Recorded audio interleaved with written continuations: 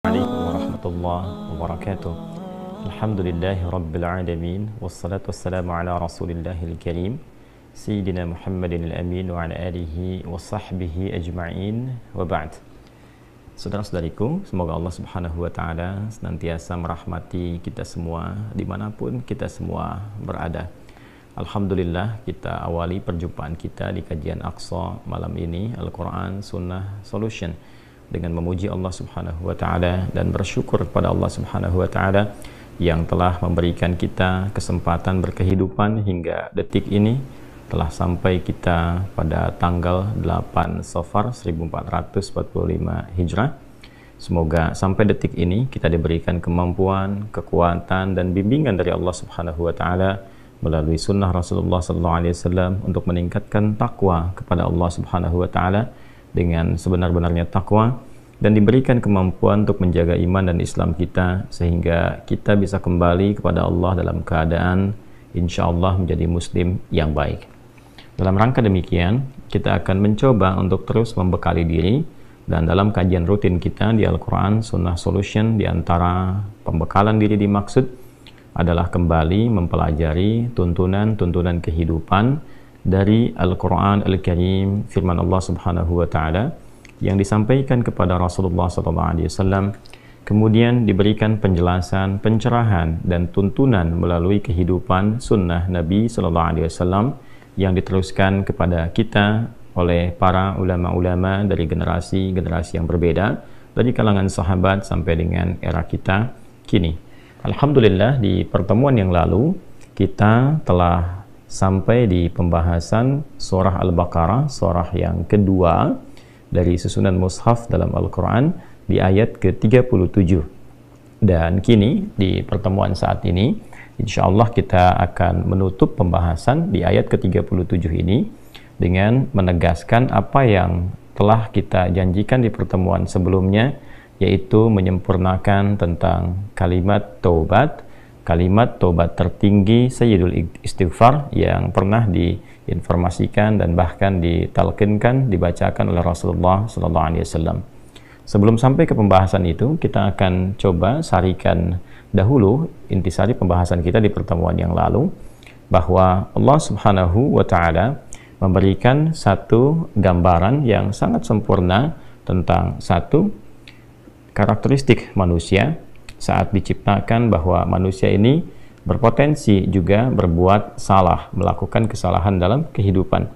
Namun demikian, kasih sayang Allah subhanahu wa ta'ala menjadikan juga manusia memiliki fitrah untuk memperbaiki kesalahan itu menjadi sebuah kesolehan, mentransformasikan salah menjadi soleh dengan satu anugerah Allah yang disebut dengan taubat. Jadi pada diri manusia ada potensi salah, tapi juga ada kemampuan untuk bertaubat. Ini yang membedakan manusia dengan syaitan. Syaitan, dia salah, dia tak kenal benar, terhalang potensi taubatnya oleh kesombongannya, oleh keangkuhannya, sehingga ketika Allah subhanahu wa ta'ala memberikan kesempatan kepada setan untuk menyadari kesalahannya dan bertaubat kepada Allah, dia tidak memanfaatkan rahmat Allah itu karena tertutup oleh keangkuhannya. Aba wastakbar, dia enggan untuk menaati perintah Allah subhanahu wa ta'ala dalam rangka menyembah Allah subhanahu wa ta'ala lewat ketaatan pada perintahnya untuk menghormati Adam dalam perintah sujud hormat kepada Adam itu. Alih-alih dia menghormati perintah itu, alih-alih dia menyembah Allah subhanahu wa ta'ala lewat perintahnya, dia malah berkata, ana khairum minhu. Setan berkata, saya lebih hebat dibandingkan dengan Adam. Khalaqtani min narin wa khalaqtahu min tin. Ya, engkau ciptakan aku dari api, kau ciptakan dia dari tanah. Tidak dalam levelnya, yang diciptakan dengan materi yang lebih tinggi mesti hormat kepada yang rendah. Padahal dalam konteks ini Allah subhanahu wa ta'ala dengan membuka perintahnya dengan kalimat yang sangat jelas.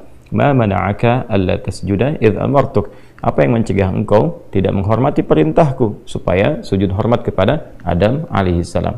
Allah menegaskan ini bukan perkara hormatnya kepada Adam, tapi perkara menaati perintahku. Tapi karena istakbar, aba wastakbar, dia enggan untuk menaati itu karena sifat sombongnya. Kesimpulannya adalah setan salah, setan tidak kenal benar, dan setan menutup peluang untuk mendapatkan pintu taubatnya karena kesombongannya. Salah, tidak mau bertobat. Manusia sebaliknya punya potensi salah, tapi juga dalam saat yang bersamaan punya fitrah untuk menjadi saleh, untuk bertobat, memperbaiki kesalahannya. Itu titik perbedaannya. Untuk itulah kemudian Allah Subhanahu wa taala memberikan petunjuk, bahkan sejak Nabi Adam alaihissalam diturunkan ke muka bumi, lekat dengan petunjuk ini bagaimana caranya ketika seorang hamba Allah dari kalangan manusia, anak cucu Adam, Bani Adam, disebutkan 7 kali dalam Al-Quran, kemudian berbuat salah dalam hidupnya, pikirannya keliru berpikir, apa-apa yang disebut dengan su'udzan, kan? Dia kemudian negative thinking, salah berpikir, salah menduga, salah mengira. Kemudian pandangannya salah melihat, telinganya salah mendengar, lisannya salah bertutur. Maka bagaimana kemudian cara memperbaiki itu semua? Diturunkan oleh Allah Subhanahu wa taala satu petunjuk untuk kembali menjadi soleh, memperbaiki semua yang salah tadi, sehingga bagian-bagian tubuh kita yang pernah berbuat salah diperbaiki itu dan diarahkan kepada yang soleh. Maka pembuka dari semua rumusan taubat ini dibukalah di surah Al-Baqarah di ayat ke-37 yang detil pembahasannya telah kita uraikan di pertemuan yang lalu. Saat Allah Subhanahu wa taala berfirman, A'udzubillahi minasyaitonirrajim. Bismillahirrahmanirrahim. Fatalaqqa Adamu min rabbih kalimatin fataba 'alaihi innahu huwat tawwabur rahim. Maka Adam alaihissalam ditalqinkan, mendapatkan dan mengambil serta mengamalkan. Talaqqa, mendapati, mengambil dan mengamalkan. Ya, Adam alaihissalam mendapati dari Allah Subhanahu wa taala, mengambil dari Allah Subhanahu wa taala kalimatin, ya, petunjuk-petunjuk taubat. Lalu mengamalkan itu semua, fataba alaihi, maka Allah Subhanahu wa taala menerima taubatnya. Innahu huwat tawwabur rahim. Sungguh Allah Subhanahu wa taala menilai dan berkomitmen terhadap hamba-hambanya yang sungguh-sungguh memperbaiki dirinya untuk menjadi lebih baik, maka Allah Subhanahu wa taala akan menerima taubatnya, menerima komitmen hambanya itu.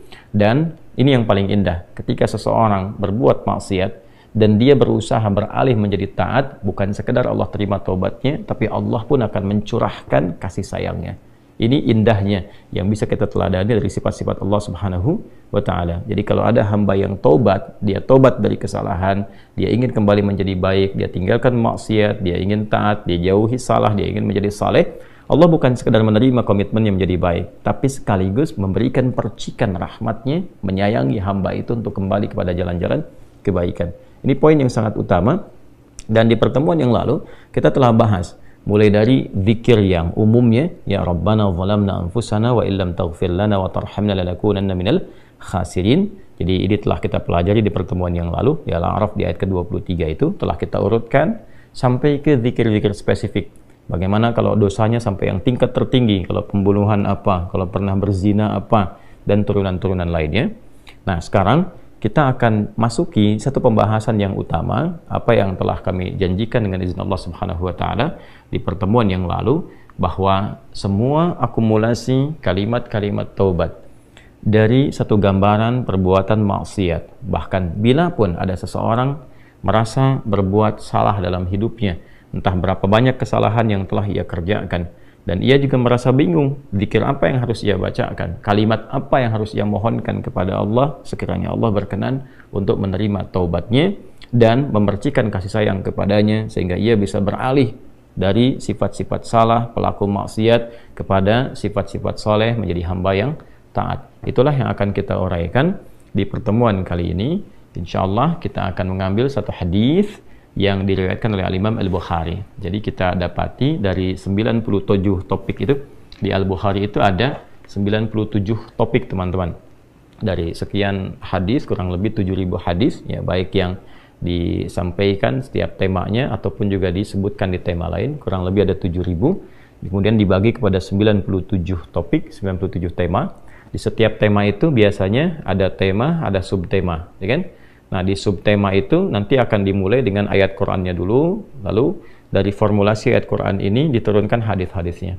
Nah, pembahasan kita ini ada yang tercantum di tema ke-80, ya, atau topik ke-80 Kitabud Da'awat. Jadi ada Kitabud Da'awat, topik ke-80, nomor hadisnya 6306.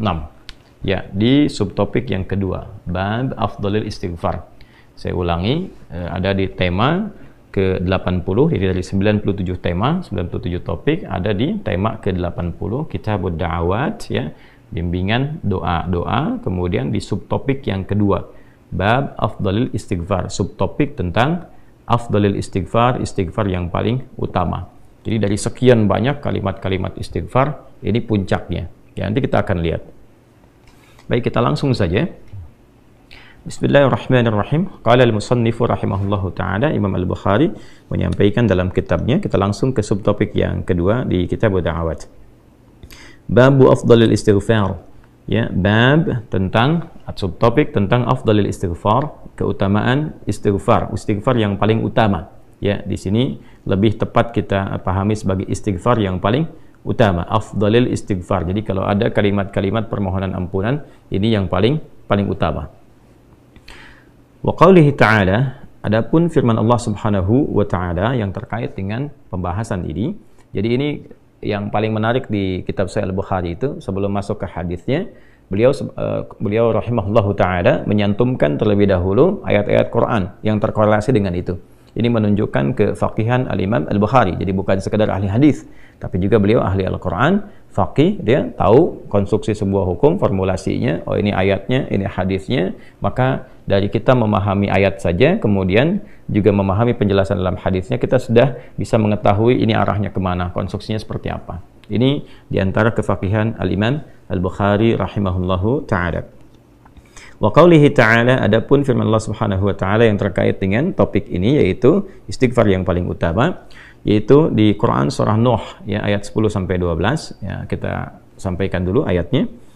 A'udzubillahi minasyaitonirrajim. Bismillahirrahmanirrahim. Istaghfiru rabbakum innahu kana ghaffara. Di sini dipotong di bagian intinya, jadi untuk mendapatkan pemahaman yang terkait dengan pembahasan langsung ya, atau kalau kita mau sempurnakan dari awal ayatnya di ayat 10 itu, faqultu astaghfiru rabbakum innahu kana ghaffara. Di lisan Nabi Nuh alaihissalam sudah diajarkan ya, sejak eranya Nabi Nuh alaihissalam, bahwa orang-orang yang berbuat salah itu ya diingatkan potensinya, ada rahmat Allah Subhanahu wa taala untuk memperbaiki kesalahannya sehingga menjadi saleh. Ya, ini satu fitrah. Jadi di setiap era itu selalu percikan rahmat Allah itu diberikan kepada setiap hamba ya, melalui utusan-utusan Allah. Di era-eranya ada rasul ya, ada nabi, kemudian rasul, nabi berhenti ya dengan hadirnya Nabi Muhammad SAW dan wafatnya beliau, selesai era kenabian, selesai era kerasulan. Maka semua petunjuk-petunjuk yang telah sempurna itu diteruskan oleh sahabat beliau dari kalangan ulama. Nanti kalangan ulama ini mengajarkan kepada ulama di generasi selanjutnya, di tabi'in, tabi'ut tabi'un, sampai kemudian kepada kita. Ya, ini pakemnya sudah ada. Jadi dalam diri kita ini boleh jadi setiap manusia itu kan tidak ada yang suci ya, kecuali para nabi dan rasul yang memiliki sifat maksum, dijaga dari kesalahan. Boleh jadi saya, Anda, kita berbuat satu kesalahan, tapi rahmat Allah menjadikan kita itu mendapatkan fitrah untuk memperbaiki itu. Nah, ini yang nggak dimiliki oleh setan. Setan itu salah ya salah, kan? Salah ya salah. Jadi ketika dia berusaha untuk mendapatkan rahmat Allah pun dengan taubat itu selalu terhambat dengan kesombongannya, istakbar itu. Ya, satu kali ditawari untuk bisa mendapatkan ampunan pun, ya lalu diberikan satu syarat untuk hormat kepada jasadnya Adam pun, kan? Itu tetap kemudian dia abai. Sekali lagi saya ingatkan untuk menekankan bahwa kita ini tercipta sebagai manusia, bukan setan. Ya, sepanjang kita menyadari kita manusia dan berbuat salah, maka aktifkan sinyal taubat itu. Ya, sejak di era sebelumnya, bahkan di era Nabi Adam alaihissalam turun ke muka bumi, kemudian juga berkeluarga, ya risalah-risalah tentang taubat itu selalu kemudian disampaikan. Nah, di era Nabi Nuh alaihissalam, Rasul pertama. Jadi kalau Adam itu Nabi yang pertama, Nuh alaihissalam Rasul yang pertama. Umatnya salah, maka dengan kasih Allah Subhanahu wa taala diturunkanlah kemudian pengingat. Ya, lewat fitrah kemanusiaan ini, lewat Nabi Nuh alaihissalam disampaikan, faqultu astaghfiru rabbakum innahu kana ghaffara. Ya, maka aku tegaskan kepada kalian, istaghfiru rabbakum, cepat istighfar, cepat balik lagi, ambil kalimat-kalimat ampunan, ambil kalimat-kalimat tobat ya dari Allah Subhanahu wa taala, menggunakan Rabb tuh yang telah menciptamu, merawatmu, menyayangimu, mengingatkan. Jadi Rabb itu ada nilai-nilai rububiyah di dalamnya. Ya, ada sifat-sifat rububiyah. Ya, bukan sekedar mencipta, tapi juga merawat, memberikan perhatian, memberikan kebutuhan. Kalau dalam bahasa bebasnya Allah seakan ingin mengatakan, hei, aku kan yang cipta engkau, ya kan? Engkau berbuat salah, aku berikan kesempatan untuk saleh. Aku kirimkan di kalimat taubat, aku berikan kesempatan untuk memperbaiki diri. Kenapa engkau nggak ambil, ya kan? Ya, indah sekali gitu. Ya, aku ciptakan engkau salah, aku berikan jalan soleh. Kenapa ketika aku berikan jembatan untuk memperbaiki diri, engkau tidak ambil? Maka lewat Nabi Nuh alaihissalam, sejak di era kerasulan pertama itu diingatkan, sampai nanti puncaknya di era Nabi Muhammad SAW. Faqultu astaghfiru rabbakum innahu kana ghaffara. Kata Nabi Nuh alaihissalam, aku tegaskan, innahu kana ghaffara. Sungguh Allah subhanahu wa ta'ala itu telah menetapkan pada dirinya bahwa ia maha mengampuni seluruh dosa-dosa. Jadi ada ghafir, ya, ada ghaffar, ada ghafur, dan nanti dilekatkan dengan rahim pada puncaknya. Ya, misalnya di surat Ghafir di ayat yang ketiga, ghafiridz dzambi wa qabilit taubi, itu menggunakan kata ghafir. Lalu kalau kita jadikan superlatif, ya, dinaikkan lagi tingkatnya menjadi lebih banyak, terus mengampuni dosa, mengampuni lagi, itu dirubah kalimat dari ghafir menjadi ghaffar. Kalau tanpa batas diberikan kemudian sifat yang ketiga yaitu ghafur. Ya, kalau hamba menyimpulkan apakah memang masih diterima, maka Allah turunkan puncaknya berupa sifat rahmatnya, rahim. Qul ya ibadiyalladzina asrafu ala anfusihim la taqnatu min rahmatillah. Innallaha yaghfiru dzunuba jami'a. Quran surah ke-39 ayat 53. Balik ke sini. Ya, jadi ini gambaran yang pertama. Sejak di era kenabian turun yang Al-A'raf ayat 23 itu Rabbana zalamna anfusana. Dan Nabi Adam alaihissalam mendapatkan kalimat itu. Lalu di era Nabi Nuh alaihissalam sebagai rasul pertama diingatkan juga dengan potensi sifat-sifat kebaikan ini yang menjadikan manusia tertuntun untuk senantiasa berbuat baik. Lalu apa sifat rahmatnya? Ya, kalau kita kembalikan ke konstruksi Al-Baqarah ayat 37, tadi kan saya katakan di awal, ya, Allah menegaskan seorang yang taubat ingin merubah dirinya dari salah menjadi saleh, bukan sekedar dituntun oleh Allah, tapi juga dipercikan kasih sayang Allah kepadanya. Rahmat Allah diberikan. Ya, kembali ke Quran surah kedua ayat 37 itu, fatalaqqa Adamu min rabbih kalimatin fataba alaihi innahu huwat tawwabur rahim. Jadi bukan tawwab saja, tapi rahim juga. Bukan sekedar Allah terima taubatnya, tapi kasih sayang Allah pun diberikan kepadanya. Nah, apa di antara jenis kasih sayang yang Allah berikan kepada seorang hamba yang mau taubat? Ya, maka diteruskan ayatnya sampai 12 di sini. Imam Al-Bukhari menyantumkan di sini sampai ayat 12, yursilis samaa'a 'alaikum midrara wa yumdidkum bi amwalin wa banina wa yaj'al lakum jannatin wa yaj'al lakum anhara. Allahu akbar. Ya, justru di sini teman-teman sekalian, istighfar itu, ya, permohonan ampun kepada Allah Subhanahu wa taala, ya, permohonan rahmat Allah Subhanahu wa taala, kembali kepada Allah, mengoneksikan diri kita kepada yang maha baik, itu diantara percikannya adalah mendapatkan lapangan kebaikan. Yursilis samaa'a 'alaikum bidrara. Ya, walaupun Anda mendapatkan kesulitan dalam berkehidupan, bahkan yang sifatnya luas, ya, secara sosial, kalaupun tanahnya gersang, ya, kalaupun kemarau berkepanjangan, itu ternyata dengan satu daerah itu, satu desa itu, satu wilayah itu mengoneksikan diri mereka kepada Allah, beristighfar. Ini faedahnya istighfar. Dengan beristighfar kepada Allah, taubat dari maksiat, ternyata bisa mendatangkan rahmat bukan hanya untuk pribadinya, untuk satu wilayah. Ya, ini pelajaran dari Quran.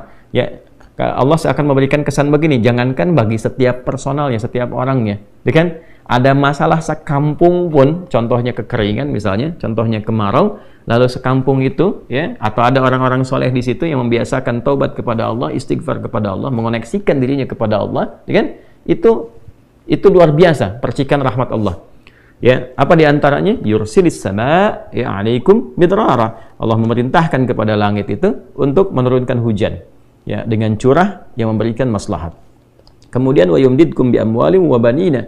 Ya, lantas kemudian melapangkan kepada engkau urusan hartamu, ya, bahkan memberkahi engkau dengan keturunan-keturunan yang baik. Jadi masya Allah, ya, orang tua yang rajin istighfar, suami yang rajin istighfar, itu ternyata bukan sekedar menjadikan ia mendapatkan penerimaan taubat. Dia berhenti dari perbuatan maksiat, usaha-usaha yang tidak baik, dagang yang tidak benar, itu kan perbuatan curang, ya, perbuatan menipu, perbuatan-perbuatan yang tidak elok, korupsi, jauhi potensi itu. Disogok dia hindari, diajak korupsi dia jauhi dan sebagainya. Lalu konsisten pada kebaikan dan dia isi dengan istighfar. Astaghfirullahalazim, astaghfirullahalazim. Rabbana zalamna anfusana wa illam taghfir lana wa tarhamna lanakunanna minal khasirin. Dia konsisten pada kebaikan itu, wa yumdidkum bi amwal. Allah akan lapangkan dia pada harta-harta yang lebih berkah. Allahu akbar. Ya.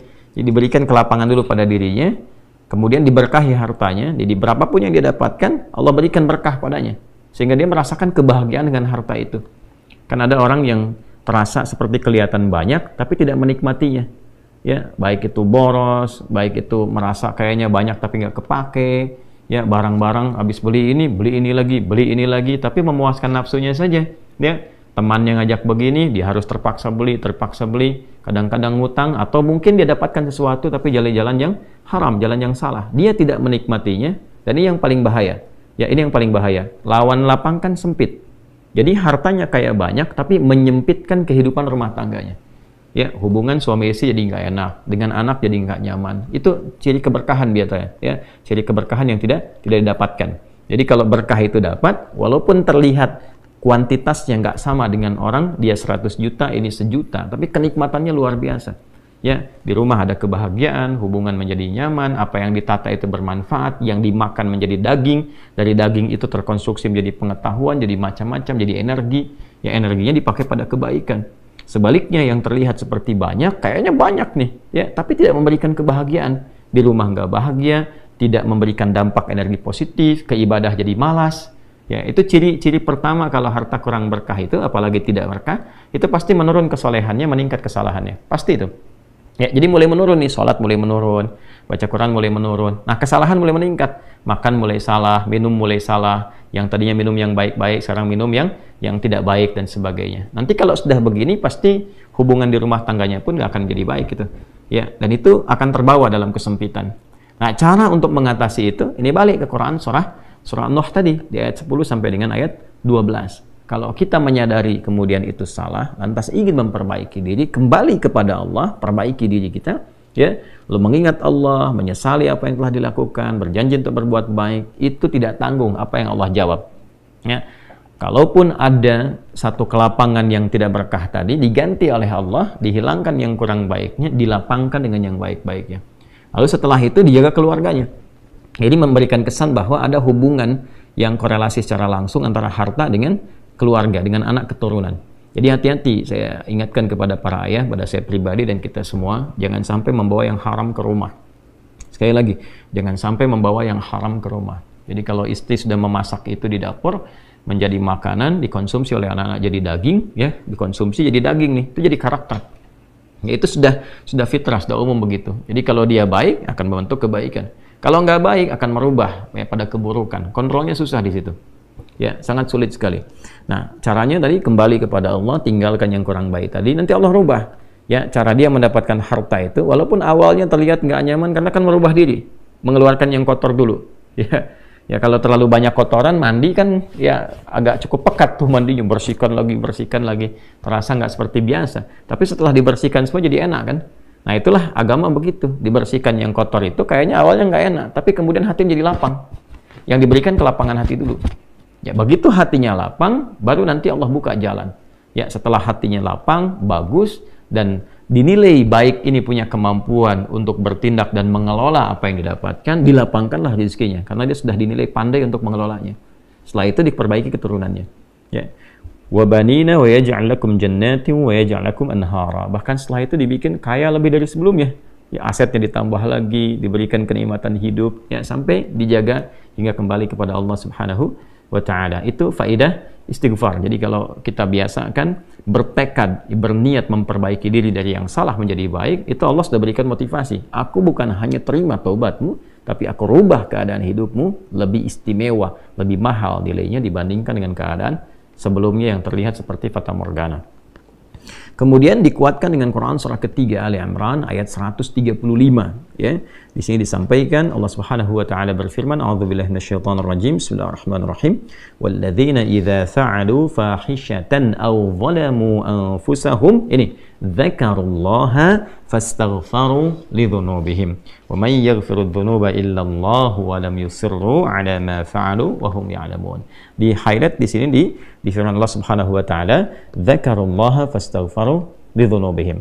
Ya, yaitu orang-orang yang mendapatkan rahmat Allah Subhanahu wa taala itu. Jadi ini korelasinya dengan ayat 133. Jadi ayat 133 itu Allah Subhanahu wa taala berjanji bagi orang-orang yang menyegerakan istighfar. Jadi ingat dosa hari ini nih. Sekarang misalnya malam nih, kita ingat ada dosa yang dikerjakan. Lantas ketika ingat itu istighfar.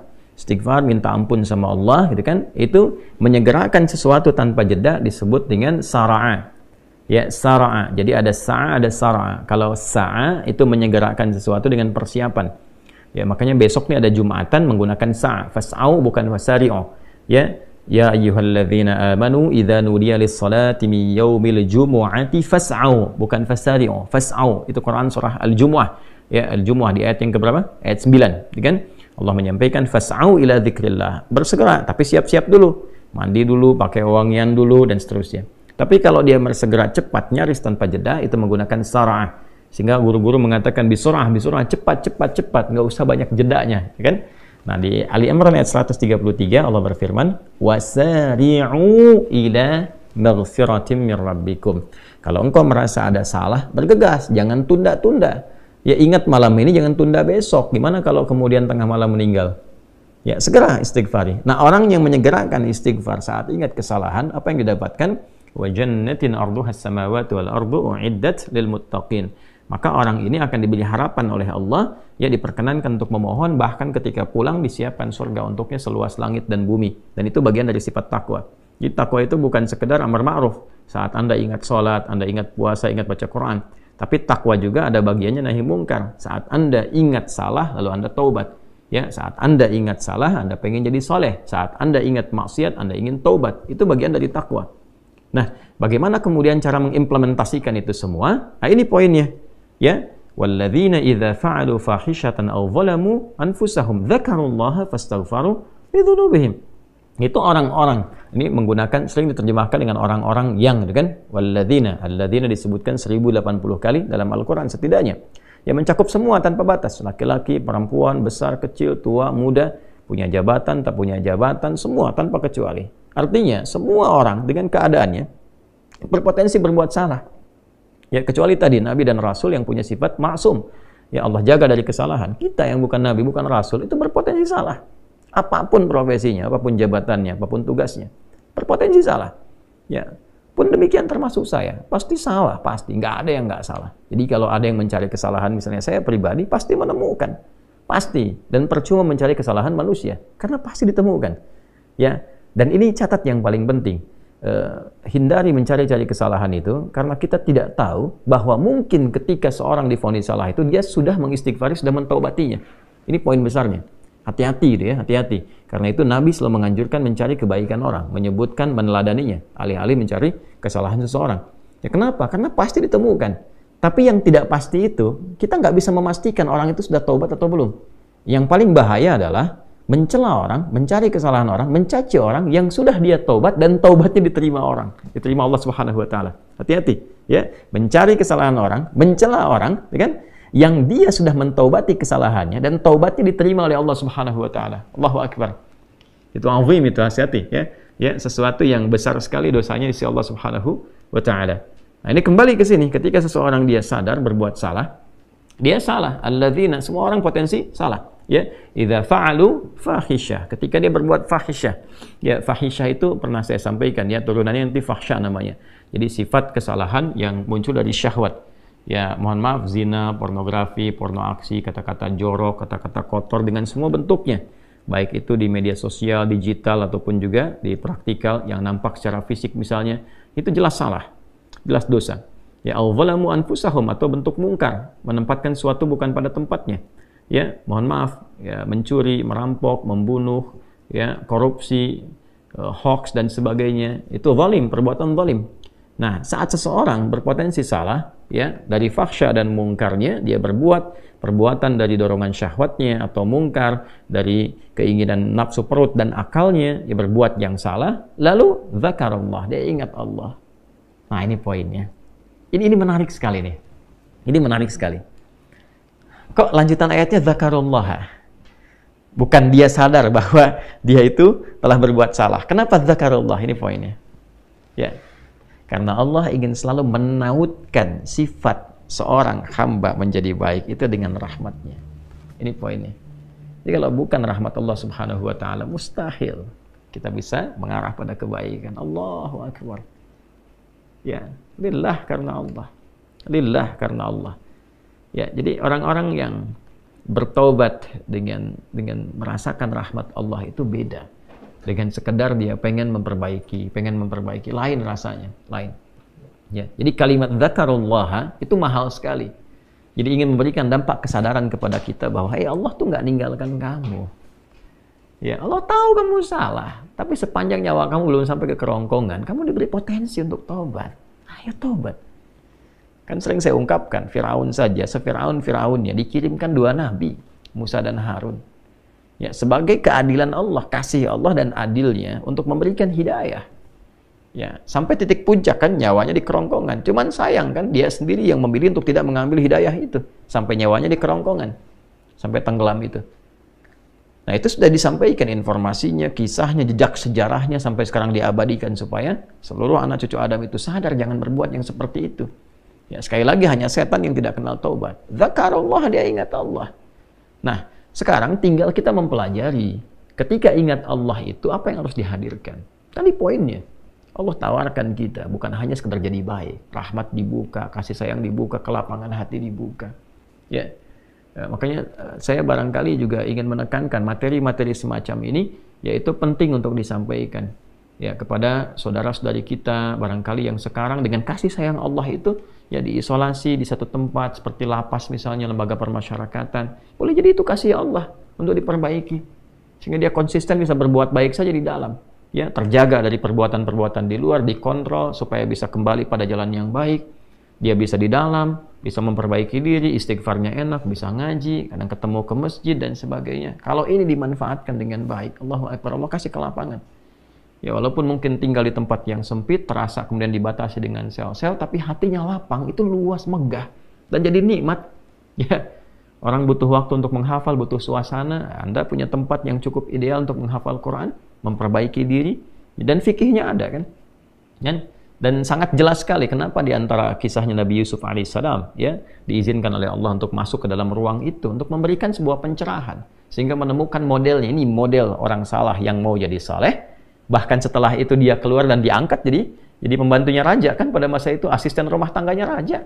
Naik gitu dari sosok yang salah ya, kemudian dia tobat mengambil petunjuk dari Nabi Yusuf alaihissalam, dia berubah jadi orang hebat setelah itu. Ya, jadi asisten rumah tangganya raja. Itu luar biasa gitu. Ya, tapi yang memilih kemudian untuk jalan-jalan keburukan, tetap bertahan di dalamnya, selesai gitu. Ya, ini tawaran sesuatu yang indah. Ya, bahkan ada juga yang terakhir ini yang paling luar biasa. Orang yang sudah mendapatkan ancaman hukuman, ya sampai kemudian juga mengakhiri kehidupannya, tapi dia mau bertobat. Ya, maka dia bisa mengakhiri kehidupannya itu dengan apa yang telah ditetapkan misalnya. Kan kita nggak tahu garis takdir itu bagaimana. Ya. Wallahu alam, tiba kemudian manusia memberikan hukuman, tapi Allah dengan kehendaknya merubah itu semua, bisa berubah. Ya, tapi kemudian kalau itu bersamaan dengan takdir yang telah Allah tetapkan, dia menjadi baik. Jadi di Islam itu selalu ada solusi. Selalu ada solusi dan pedomannya mengantarkan pada kebahagiaan. Itu poin tertingginya. Nah, balik ke kita, tarik lagi. Dalam hidup nggak ada orang suci. Nggak ada orang yang nggak pernah salah. Pasti pernah berbuat salah. Dan sebaik-baiknya orang salah itu adalah orang yang mau memperbaiki kesalahannya sehingga dia merubah salah menjadi saleh. Dia merubah maksiatnya menjadi taubat. Nah, di titik inilah kemudian dia mesti ingat Allah. Nah, saat ingat Allah itu yang diingat itu bukan sekedar Allah, bukan. Ingatlah bahwa ketika dia taubat, serius taubat, Allah menerima taubatnya dan merubah keadaan hidup dia menjadi lebih baik dari sebelumnya. Maka kalau sudah sadar dengan itu, cepat. Nah, huruf yang menunjukkan cepat tanpa jeda itu pakai fa. Dzakarullaha fastaghfaru lidzunubihim. Maka cepat bergegas dia taubat saat itu juga. Jadi kalau malam ini kita ingat misalnya salah, segera taubat, istighfar. Ya, Nabi itu sampai menegaskan, aku ini dalam sehari itu beristighfar ya pada Allah Subhanahu wa taala lebih daripada 70 kali. Nanti di hadis berikutnya tuh, ya di nomor hadis 6307 itu ya, subtopik yang ketiga itu ditekankan sekali Nabi menyampaikan demikian. Ya, sebagai contoh tentunya kepada kita, contoh kepada kita. Nah, ini teman-teman sekalian poinnya. Jadi ini ayat motivasi awal ayat yang ditampilkan oleh Imam Al-Bukhari untuk menunjukkan sekali lagi bahwa beliau ini bukan sekedar menampilkan hadis, tapi paham antara korelasi hadis sebagai tafsir dari ayat Al-Quran. Ini konstruksi ayatnya, ini hadisnya. Nah, di titik tadi kita kan baru sampai ke titik motivasi kan, termotivasi kita dengan ayat-ayat Allah yang disampaikan tadi. Ini surah Nuh ya ayat 10 sampai 12, ini surah Ali Imran ayat 135. Lantas kita bertanya, cara taubatnya gimana? Bacaan apa yang dibacakan? Titik ini kan. Ya, jadi kalau tadi disampaikan, kamu kalau tobat akan begini, akan diberikan jalan begini, dirubah hidupmu begini. Kita bertanya balik, cara tobatnya bagaimana? Apa yang dibaca? Nah, inilah yang dijawab lewat hadisnya. Inilah indahnya dalam Islam. Jadi tidak hanya teori begini, tidak. Ya, bukan semua teori, tapi bimbingan real dalam berkehidupan. Ya, kasusnya begini, pedomannya seperti ini, tafsirnya begini, jalannya begini, contohnya si fulan yang bisa dicek dalam sejarah, yang kalau diikuti si fulan di generasi lain, tuh lihat kehidupannya begini, begini, begini. Ya, sekarang kita kembalikan. Baik, di sini di nomor hadis 6306 tadi sudah saya sampaikan di awal.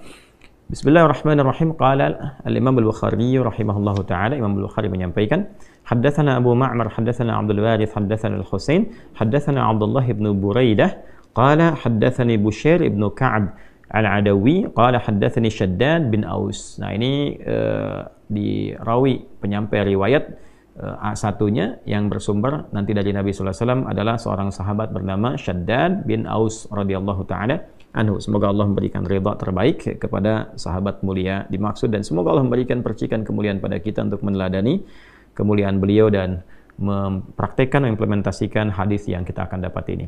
Anin Nabiyyi sallallahu alaihi wasallam, dari Nabi sallallahu alaihi wasallam. Perhatikan kalimatnya. Qala Rasulullah sallallahu alaihi wasallam, sayyidul istighfari, puncak istighfar itu. Ya, tuannya istighfar, sayyidul istighfar. Jadi kalau ada kalimat-kalimat istighfar, ini puncaknya. Nah, intinya kalau bingung berbuat maksiat, sudah banyak perbuatan salah yang dilakukan dari ujung kepala sampai ujung kaki, pernah berbuat salah dan kita ingin taubat, apa puncak kalimatnya? Ya. Yuk kita bacakan. Bismillahirrahmanirrahim. Sayyidul istighfari, puncak istighfar itu antaqula, ya, engkau berkata, kata Nabi sallallahu alaihi wasallam, ya, engkau memohon kepada Allah. Perhatikan kalimatnya. Allahumma anta rabbi. Allahumma, ya Allah, dengan segenap kerendahan dan ketawaduanku kepadamu. Jadi kalau ada kata Allahumma, itu bentuk penyatuan dari kata ya Allah, kalau digabungkan jadi Allahumma. Tapi juga bacaan Allahumma ini meresapkan sebuah kesan kerendahan, ketawaduan. Jadi kalau baca Allahumma itu merendah, jangan meninggi. Ya, jadi isyarat pertama kalau ingin istighfarnya benar itu merendahlah sebagai seorang hamba, mengakui kesalahan-kesalahan yang kita perbuat. Allahumma anta rabbi, ya Allah, sungguh engkau adalah Tuhan yang merawatku. Ya, yang mencipta, yang merawat, yang memberikan kebutuhan, yang mengarahkan pada kebaikan. Jadi semua sifat-sifat tadi dikumpulkan dalam satu nama, yaitu Rabb. Ya, karena itu ketika wahyu pertama diturunkan, kalimat Rabb ini muncul. Iqra bismi rabbikal ladzi khalaq. Allah yang mengajarkan kita. Ya Muhammad sallallahu alaihi wasallam, baca ini, ya, baca dan niatkan bacaanmu itu karena Allah yang telah menciptamu saja, ya, menetapkan penciptaan, merawat engkau, memberikan kebutuhan sampai ini begitu mudah, apalagi hanya menetapkan engkau mudah mengikuti bacaan yang dibacakan oleh Jibril alaihissalam. Jadi di sini ketika mengatakan anta rabbi, kita mengembalikan status kehambaan kita kepada Allah yang memberi jalan untuk taubat. Itu poinnya. Ya, salah itu salah saya, salah Anda, salah kita sebagai hamba, ya kan? Tapi kita mohon rahmat Allah untuk membimbing salah ini menjadi saleh, untuk mengikuti jalan yang Allah berikan. Allahumma anta rabbi, la ilaha illa anta khalaqtani. Ya Allah, hamba menetapkan tidak ada Tuhan yang dipertuhankan dan layak disembah kecuali Engkau, ya Allah, dan Engkaulah yang mencipta hamba. Ya, ini kalimat lembut yang sifatnya menyentuh. Ya, kalau bahasa kitanya begini, ya Allah, aku kan hambamu juga yang Kau ciptakan. Engkau yang telah ciptakan aku. Ya kan? Kalau di kalimat Adam yang pernah kita baca di pertemuan yang lalu dari tafsir Imam Jarir At-Tabari itu, Ibnu Jarir At-Tabari, kita telah sampaikan di pertemuan yang sebelumnya bahwa Adam mengonfirmasi, Allah, gitu kan, ya Allah, ya Tuhanku, bukankah aku adalah hambamu yang Kau ciptakan, ya, dengan tanganmu sendiri, dengan kuasamu sendiri? Ya Allah menjawab, ya tentu saja, gitu kan, dan seterusnya sampai ujung hadisnya. Ya ara'aita, bagaimana ya Allah engkau menilai kalau hamba intubtu wa aslahtu, kalau hamba sekarang bertobat dan memperbaiki diri, ya arajin anta ilal jannah, apakah engkau akan mengembalikan aku kepada surga? Ya Allah menjawab, na'am, tentu saja, bahkan dengan surga yang lebih indah. Itu yang pernah kita bahas di pertemuan sebelumnya. Nah, di sini kita kembalikan dengan kalimat yang tadi, ya la ilaha illa anta khalaqtani wa ana abduk, ya Allah, engkau yang ciptakan aku Aku berkomitmen menegaskan bahwa Engkau adalah satu-satunya Tuhan, tidak ada yang layak dituhankan, diibadahi kecuali Engkau. Engkau yang mencipta aku hamba-Mu ya Allah. Ya, laisa kamitsli syai', nggak ada perbandingan serupa. Saya berikan ilustrasi dan nggak sama dengan perbandingan ini. Ya, ada seorang anak berbuat salah, datang ke ibunya, salahnya banyak, dan dia katakan, Bu, saya mengaku salah, Bu, minta maaf. Ya, sesalah-salahnya saya kan anak ibu juga. Bukankah ibu yang telah mengandung, menyayang-nyayangi saya dalam rahim?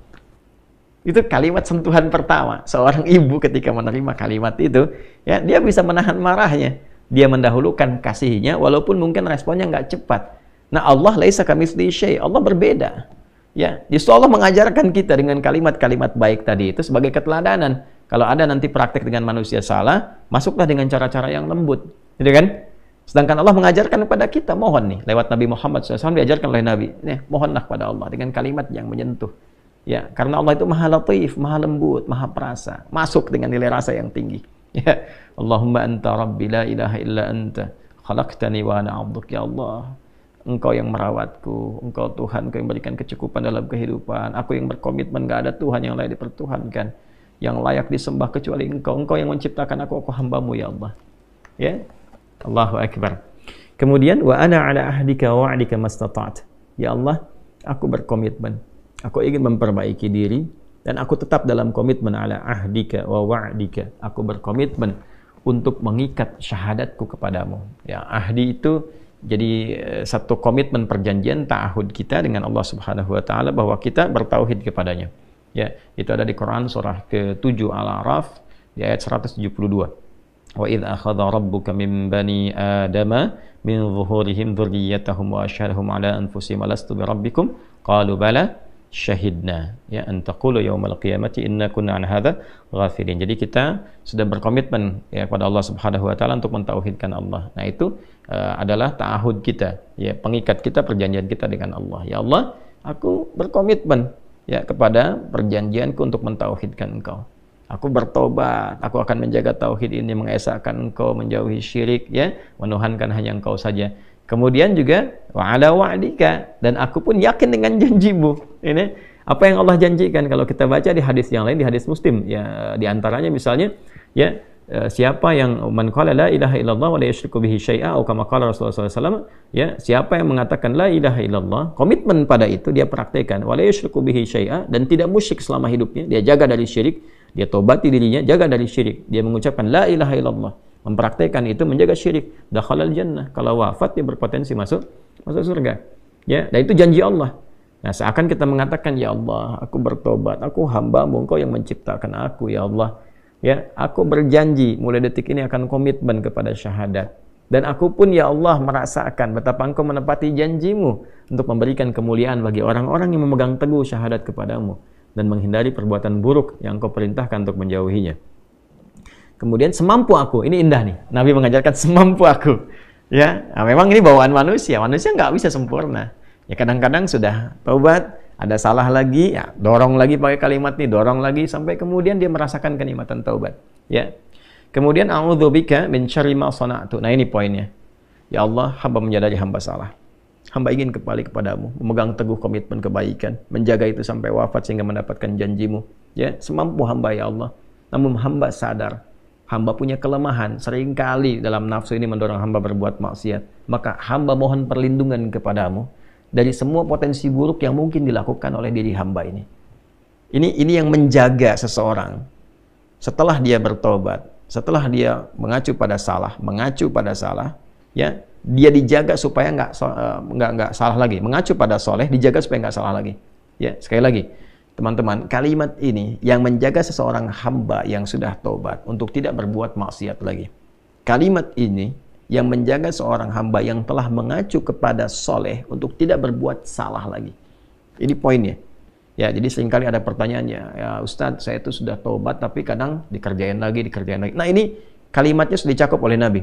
Wa'udzubika min syarri ma sana'tu. Setelah kita tobat, kita minta, ya Allah, aku mohon perlindungan darimu dari potensi keburukan yang mungkin dikerjakan oleh diriku setelah taubat ini. Ya. Ini kalimatnya indah sekali. Kemudian abu'u laka bi ni'matika alayya, dan aku abu itu a'tarifu, dan aku mengakui ya Allah betapa banyak nikmat yang telah Engkau berikan kepada aku. Ini kalimat penyesalan. Jadi di sini tercampur semua kalimat pengakuan keesaan Allah, perjanjian untuk kembali kepada Allah dalam kebaikan, ya, menepati komitmen dengannya. Kemudian memohon kepada Allah setelah taubat dijauhkan dari potensi berulang kesalahan.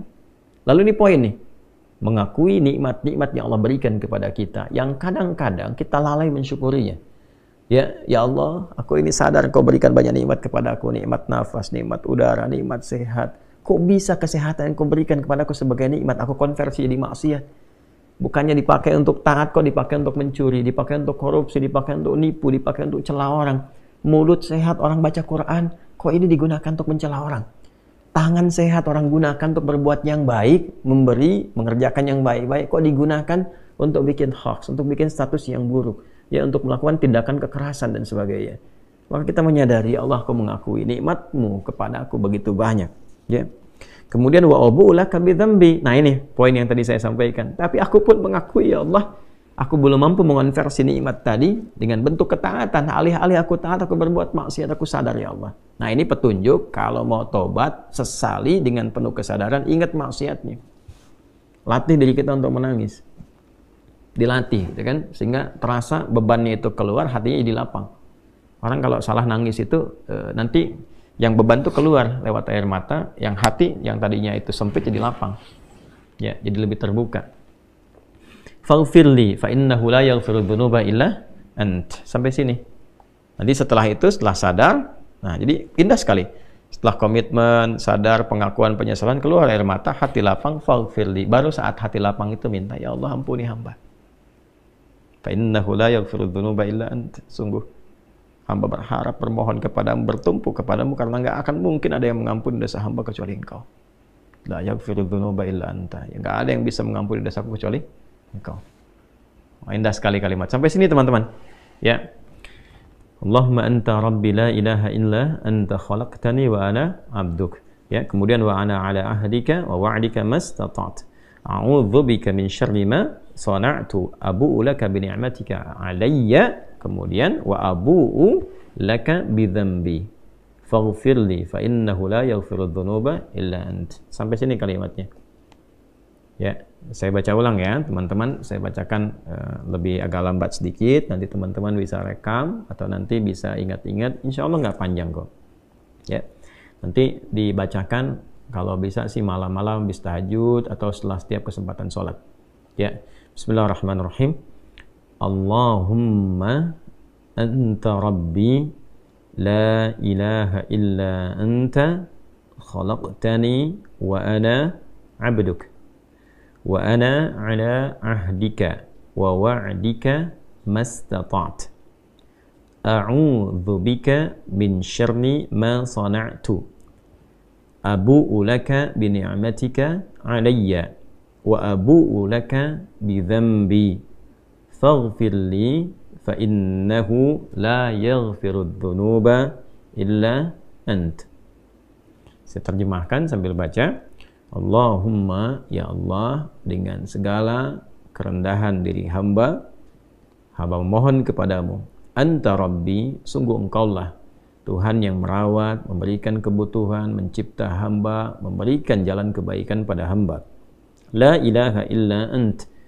Hamba menetapkan tidak ada Tuhan yang layak dipertuhankan, yang layak disembah kecuali Engkau saja. Khalaqtani wa ana abduk. Sungguh Engkau yang telah menciptaku ya Allah, sungguh akulah hamba-Mu. Wa ana ala ahdika wa wa'dika mastata'tu. Ya Allah, aku berkomitmen untuk memegang teguh perjanjianku denganmu, dan aku berkeyakinan bahwa Engkau pun akan menepati janjimu kepada aku. Aku berusaha mewujudkan itu sesuai dengan kemampuanku. A'udzubika min syarri ma sana'tu. Ya Allah, setelah permohonan taubat ini, komitmen ini, aku memohon perlindunganmu ya Allah. Aku berlindung kepadamu dari segala potensi buruk yang mungkin terjadi dari dalam diriku, yang aku perbuat. Abu'u laka bi ni'matika 'alayya. Aku menyadari, mengakui ya Allah betapa besar nikmat-Mu yang Kau berikan kepadaku. Wa abu'u laka bi dzambi. Dan aku pun menyadari ya Allah belum mampu mensyukuri nikmat-nikmat tadi. Bahkan lebih sering aku berbuat dosa, kesalahan dibandingkan mensyukuri nikmat-Mu kepadaku. Faghfirli, aku mohon ya Allah ampuni diriku, fa innahu la yaghfiru dzunuba illa ant. Maka sungguh aku sangat berkeyakinan ya Allah, tidak ada satupun yang mampu mengampuni dosaku kecuali Engkau saja. Bila mampu kita mengamalkan ini dengan baik, minimal ya kita dalam sekehidupan tuh bisa membacakan ini. Minimal lah dalam selama hidup paling sedikitnya bisa pernah baca ini. Ya, sebetulnya kalau bisa minimal sehari baca, sehari sekali baca ya, kita sama-sama menguatkan. Nah, wa man qalaha minan nahar muqinan biha famata min yaumihi qabla an yumsiya fahuwa min ahlil jannah. Ini garansi dari Nabi. Orang yang mampu mengatakan ini, jadi mendawamkan dia baca ini ya, dia baca ini ya minan nahar di waktu siang. Nah, misalnya muncul dari pagi itu ya, beraktivitas ya, dia baca ini, dia mengoreksi kesalahannya, bermuhasabah, dia baca nih muqinan biha dan yakin dengan semua janji-janji yang disampaikan dalam kalimat ini, dengan komitmennya, dengan janji Allah kan, dengan keyakinan bahwa Allah akan merahmati dan sebagainya. Lalu dia minta kepada Allah, tiba kemudian dia wafat di waktu itu, sebelum datangnya sore. Dia wafat itu. Ya, maka apa yang terjadi? Kata Nabi, fahuwa min ahlil jannah. Dijamin langsung di lisan Nabi termasuk ahli surga. Allahu akbar. Ya, Allahu akbar. Wa man qalaha min al-laili wa huwa muqinun biha famata qabla an yusbiha fahuwa min ahlil jannah. Dan siapa yang mengamalkannya di malam hari, dia baca di malam hari sambil dia koreksi diri, bukan sekedar baca, dia koreksi diri, dia menyadari dosanya, gitu kan? Malam ini kita baca, kita sadari diri, kita ingin jadi baik, pengen jadi baik, ingin jadi lebih berkah lagi. Lalu kita meyakini semua janji-janji yang disampaikan dari lisan Nabi SAW yang mulia, ya, pada semua apa yang tadi kita telah pelajari. Maka apa yang terjadi? Famata qabla an yusbiha. Maka dia misalnya meninggal, ya, ajalnya tiba sebelum datang waktu subuh. Wa huwa min ahlil jannah. Maka Nabi mengatakan fa huwa min ahlil jannati, dia termasuk ahli surga. Ya, Masya Allah. Jadi rahmat Allah menjadikan hamba ini diterima taubatnya, dan percikan kasih Allah menjamin dia menjadi ahli surga. Dibalas dengan surga, bukan dunia lagi, balas dengan surga kalau dia wafat. Ya, hadis ini teman-teman tadi disampaikan oleh sahabat Syaddad bin Aus radhiyallahu taala anhu, disampaikan juga, dikutip juga oleh Imam At-Tirmidzi dalam kitab Sunan ini nomor hadis 3393, kemudian di An-Nasai nomor hadis 5522, dan kita bisa dapati ini semua dengan status yang sahih, tinggal kita amalkan dalam kehidupan. Nah, ini Sayyidul Istighfar. Ya, maka dengan demikian insya Allah tertutup pembahasan kita di kesempatan kali ini untuk mengurai Quran surah ke-2 Al-Baqarah di ayat ke-37. Nah, berapa kali dibacakan ini? Ya, standarnya bisa sekali kita bacakan, tapi kalau kita ingin melatih diri, kita sambungkan ke hadis berikutnya di nomor hadis 6307, memberikan kesan bahwa Nabi melatih nih. Bahkan Nabi sampaikan, saya itu beristighfar setidaknya kurang lebih 70 kali dalam sehari. Ya, saya bacakan hadisnya ya. Ini topik yang ketiga di Al-Bukhari, di topik yang ke-80, subtopik yang ketiga. Bab istighfarin Nabi sallallahu alaihi wasallam fil yaumi wal lailah. Ya, subtopik tentang istighfarnya Nabi sallallahu alaihi wasallam sehari semalam.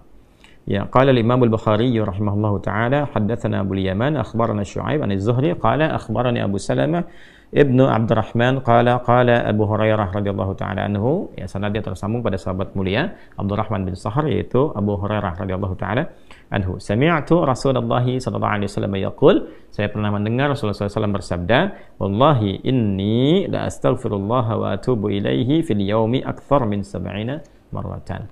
Ya, sungguh aku itu, kata Nabi SAW, sungguh aku itu beristighfar kepada Allah, bertobat kepadanya dalam sehari itu lebih daripada 70 kali. Ya, ini contoh yang diberikan oleh Nabi kepada kita. Ya, bisa diartikan lebih daripada 70, bisa juga dipahami untuk melatih diri kita sehingga merasakan dzauqut taubah. Dzauqu taubah, nilai rasa taubat. Ya, dzauq at-taubah itu feel-nya taubat. Jadi jumlahnya itu yang kita lihat bukan kuantitas berapa kalinya, tapi ini pesan lebih kepada bagaimana dengan kita sering mengucapkan itu, hati bisa terkoneksi dan merasakan itu. Jadi kalau kalimat di lisan itu sudah sampai ke dalam hati, tersentuh hati kita, nah itulah titik tertingginya. Ya, untuk kita memohon dengan khusyuk. Itu poinnya. Jadi pada seseorang, Nabi sampaikan lebih daripada 70 kali, mungkin bagi seseorang itu bisa 75, bisa 80 kali, atau bisa bahkan 33 kali, gitu kan. Ya, atau 70 ini bisa dibagi-bagi. Ya, kalau dibagi misalnya kepada harian, dari 5 kali waktu sholat, ya, kita bisa temukan dalam setiap kali waktu sholat, misalnya kita 15, ya, selain yang subhanallah, alhamdulillah, Allahu akbar yang 33 kali itu, kemudian kan istighfar. Ya, istighfarnya itu bisa 15, ya, kalau dikalikan 5 kan 75. Ya, dalam sehari itu lebih daripada 70 kali masuk ke sini. Bukankah setelah sholat kan kita istighfar dulu kan? Astagfirullahaladzim, astagfirullahaladzim, astagfirullahaladzim, alladzi la ilaha illa huwal hayyul qayyum wa atubu ilaih. Ya kan? Digabungkan ini. Ya, mungkin ada yang 3 kali, mungkin ada yang lebih, tapi poinnya adalah itu kalimat yang terus diucapkan sampai menyentuh ke dalam hati. Ya, dan tertingginya yang ini Sayyidul Istighfar yang tadi telah kita bacakan. Nah, teman-teman, ini gambaran ringkas dari apa yang kita bahas di pertemuan malam hari ini di kajian Aqsa. Ya, kita tadi bahas ba'da Isya, biasanya ba'da Maghrib, karena ada persiapan-persiapan yang kami saat ini sedang persiapkan untuk kegiatan-kegiatan lanjutan dan mengevaluasi sebelumnya. Teman-teman, ingin menyampaikan 3 hal barangkali. Yang pertama, saya ingin mengajak pada diri saya dan kita semua di malam hari yang insya Allah baik ini, dan semua waktu Allah berikan baik, tapi Jumat itu kan Sayyidul Ayyam, ya, penghulu dari hari, dan kita diajarkan Sayyidul Istighfar. Mari kita mengoreksi diri kita bersama-sama, dan saya ingin menyampaikan lebih awal untuk memohon maaf kepada semua khalayak, ya, teman-teman semua, tuan-puan, saudara-saudariku, sebangsa setanah air, dan dimanapun Anda berada. Anda pasti menemukan, bukan mungkin, tapi Anda pasti menemukan hal-hal dari saya pribadi yang tentu saja itu tidak baik, ya, tentu saja itu dipandang salah. Saya mohon maaf yang sebesar-besarnya, baik dari lisan, perilaku saya yang kurang baik, yang menyimak apa yang saya sampaikan ini, ya, dari keluarga, ya, keluarga baik itu anak, istri, kemudian juga orang tua, dari saudara-saudari, kemudian tetangga dan teman-teman jauh dan dekat. Dengan segala kerendahan hati saya meminta maaf sebesar-besarnya, dan mohon didoakan selalu agar saya dapat memperbaiki diri menjadi lebih baik lagi, dan lebih baik lagi. Dan saya juga mengajak pada kita semua, mari kita mengamalkan apa yang telah kita dapati di pertemuan malam hari ini. Semoga Allah Subhanahu wa taala menyayangi dan mengampuni kita semua. Ya, saya juga mengingatkan, ini dunia sekarang ini cukup beragam, tantangannya cukup besar. Saya sering perhatikan juga di teman-teman ini, saya mohon izin ya mengingatkan agar betul-betul menjaga diri dari sesuatu yang salah. Ya, saya perhatikan nih ada beberapa video-video yang kadang mencuplik juga potongan video dari kami digunakan pada hal yang tidak tepat. Ya, saya harap segera itu ditanggalkan, dijauhi, dan jangan berbuat demikian. Ya, karena masih ada jalan-jalan yang baik dibandingkan jalan yang salah. Ya, saya perhatikan tuh ada yang salah satunya berniaga.